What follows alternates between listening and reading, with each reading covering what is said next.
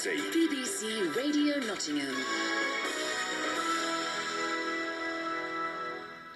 Now, it's one of the holiest times of the year for Muslims across Nottinghamshire, and it's time to pray, reflect and fast for Ramadan.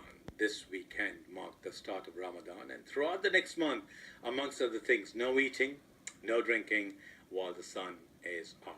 At the moment, daylight hours can last as long as 16 hours. So how do you fast healthily throughout this holy time? Dr. Irfan Malik joins me, and he's going to tell you a few tips. Why do you think it's important to eat healthily during Ramadan, then, Irfan? Hello, hi. The fasting is very long at the moment, even up to 19 hours plus. And in the warm weather, we have to concentrate on our diet as much as we can, because it's going without food and drink for up to that time. So having a healthy, balanced diet is very important during this month, and making sure that when the fast breaks, that we have enough fluids during that time, right, so that we don't get dehydrated during the day. And I think that's something that I'd like to put emphasis on, is to make sure that over that time that we have enough fluids in our body to cope with any dehydration during the day. What type of food should we be eating when you're breaking your fast, then, Irfan? I'm not really an expert on this. Yeah, I know, you're a doctor, not a nutritionist. Yes. Isn't it? I've been told about that many times. And there is personal choice as well. Muslims come from all over the world, and culturally, they will have different foods from whichever areas that they are coming from. But in my personal experience, again, a good, balanced, healthy diet like we would do every day. Foods that are going to give us energy over a longer period of time, so we can cope during the day.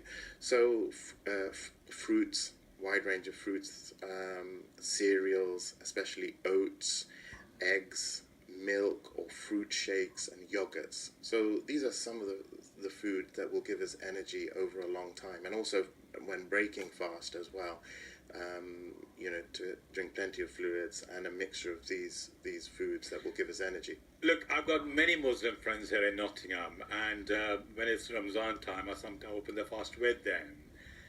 Not that I fast, but it's kebabs, samosas, pakoras, barbecue chicken and all that type of stuff. Are you saying that that's not good for us? Like I I'm said, going to be waiting 14 hours to have that kind of food, Irfan. Yeah, like I said before, I would like people to stick to a healthy diet as well. And when you've been fasting all day, the temptation is there to have the foods that we have occasionally. So small amounts of those foods would be okay, but not to overeat. Right.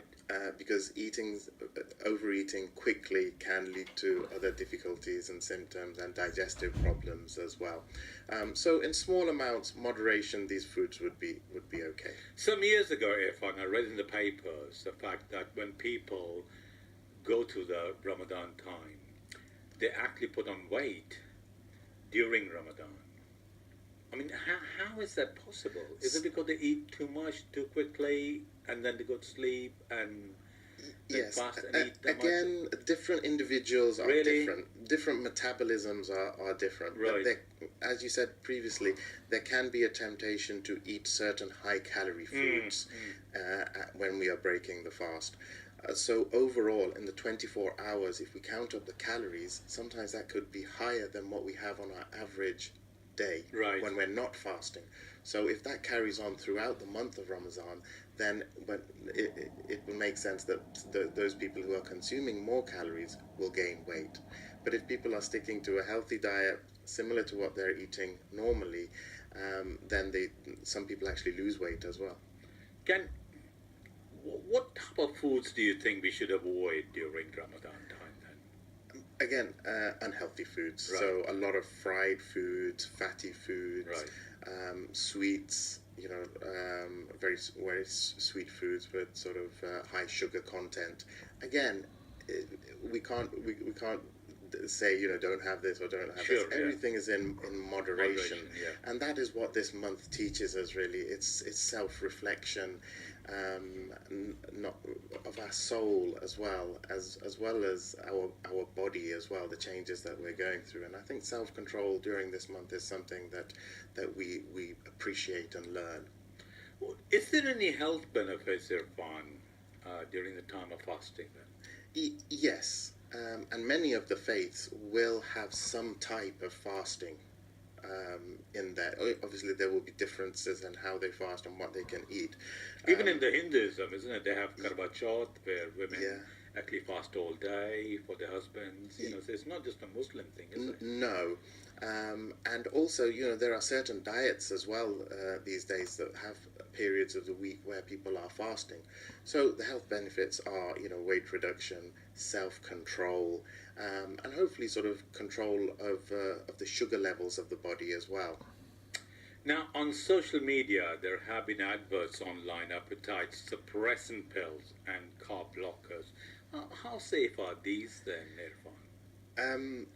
I'm not a huge fan of online medication because they can be unlicensed and unregulated. So if people are wanting medication, I would go through a medical source or a medical practitioner.